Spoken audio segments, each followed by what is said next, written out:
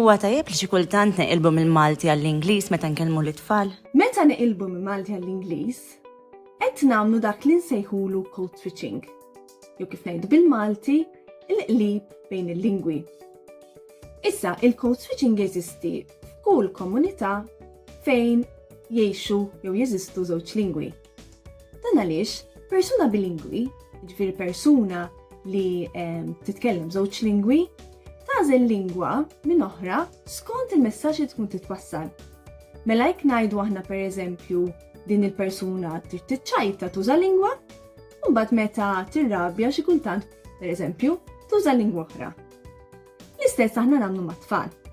Meta aħna nitkellmu mat-tfal, ħafna drabi neqilbu minn lingwa l-oħra skont il-messaġġ li rridu nwasslu. Ġieli pereżempju nkunu nispjegaw xi ħaġa, allura nużaw lingwa. U mbagħad inkunu rridu forsi naf nisħu fuq xi ħaġa, allura nużaw lingwa oħra. Għalkemm da qed ngħidu li l-code switching huwa normali, meta aħna neqilbu minn lingwa l-oħra, jridu nsaqsu lil nfusna xi mistoqsijiet. Pereżempju, meta aħna neqilbu mill-Malti għall-Ingliż jew mill-Ingliż għall-Malti, qegħdin inservu ta' mudell ta' lingwa fl-użu ta' Malti u tal-Ingliż tajjeb mat-tfal tagħna. Qegħdin nagħtu lit-tfal tagħna opportunità biżżejjed biex jużaw kemm Malti u kemm Ingliż jew biex jisimgħu kemm Malti u kemm Ingliż. Jekk aħna ir-risposta tagħna hija le, rridu naraw bħala adulti x'nistgħu nagħmlu biex noħolqu opportunitajiet għat-tfal tagħna biex jiżviluppaw il-ħiliet fil-Malti u fl-Ingliż mod bilanċjat. Ma' tifla żgħira tiegħi ta' 4 snin nippreferi nuża l-Ingliż għal xi nomi mill-Malti, qed nagħmel sewwa hekk. Hawnhekk din il-mistoqsija qegħdin nirreferu għall-użu tal-lingwa ma' tfal żgħar. Issib adulti fostna li jsaqsu mistoqsijiet jew jitkellmu ma' tfal tagħhom dan il-mod, pereżempju, jisaqsuhom trid tikol l-apple jew trid taqra l-book.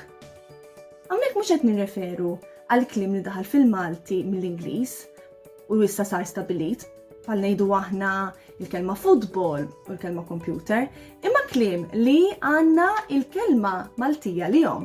Pereżempju aħna għandna apple li nistgħu ngħidu tuffieħa u book li nistgħu ngħidu ktieb. Dan it-tip ta' lingwaġġ jissejjaħ motherese. Hawnhekk qed nirreferu għal tip ta' lingwa li għandna nużaw ma' tfal żgħar. Xi kultant tkun ukoll naqra sempliċi biex aħna nassiguraw ruħna li tfal qed jifhmuna. Pereżempju fil-passat konna nużaw kliem bħal pappa u tuttu. Issa, iktar mill-insaqsu lil nfusna u x'tajjeb jew ħażin jekk nitkellmu b'dan il-mod, rridu naraw aħna u nsaqsu lil nfusna għalfejn qed nitkellmu b'dan il-mod ma' tfal tagħna. Jekk aħna qed naħsbu li aħna qed nagħtu tfal tagħna xi spinta għax qed nużaw il-kliem bl-Ingliż, hemm modi oħra kif aħna nistgħu nużaw Ingliż f'kuntest li jagħmel iktar sens. Pereżempju, jekk verament irdu nużaw il-kelma apple, nistgħu ndaħluha f'sentenza bl-Ingliż u forsi ngħidu xi ħaġa bħal let's eat an apple. Or would you like to eat an apple? Dik aħna nsaqsu mistoqsija. Dan għaliex, meta aħna qegħdin nużaw sentenzi bħal ejja niklu l-apple, fil-verità qed nitkellmu la Malti u laqas Ingliż għax qegħdin nużaw sentenza bil-Malti u n-nom mbagħad bl-Ingliż. Huwa tajjeb li tfal nużaw il-lingwa magħhom b'mod li jagħmel sens u b'mod li intuhom l-opportunità li huma jiksbu l-ħiliet kemm fil-Malti u kemm fl-Ingliż b'mod mill-iktar bilanċjat u li jagħmel sens biex bekk huma jkunu jistgħu jitgħallmu l-lingwi b'mod mill-iktar effettiv. Inħoss li l-Malti huwa jitqal mill-Ingliż. Għalhekk nippreferi nuża l-Ingliż ma' tifla tiegħi. Għat-tfal żgħar m'hemmx lingwa ħafifa jew tqila. Dan huwa kunċett tagħna tal-adulti li xi kultant inqablu l-lingwi u ngħidu forsi lingwa tinstema' iktar tqila jew iktar ħafifa minn oħra. It-tfal żgħar l-importanti għalihom hija l-komunikazzjoni li huma jirnexxielhom iwasslu l-messaġġ tagħhom mal-adulti u ma' tfal oħra. Fil-fatt meta tarbija tibda tiżviluppa il-lingwa, din it-tarbija tinduna li ċertu ħsejjes jistgħu jwasslu l-messaġġ tagħha. Għalhekk it-tarbija tinduna li il-komunikazzjoni huwa bżonn juża u bekk tista' tibni relazzjoni mal-adulti ta' madwarha, ngħidu aħna mal-ġenituri, man-nanniet u ma' tfal oħra. Għalhekk għal din it-tarbija Mhux importanti jekk lingwa tinħax jew tinstemax tqila jew ħafifa, l-importanti għal din it-tarbija hija il-bżonn ta' din il-lingwa.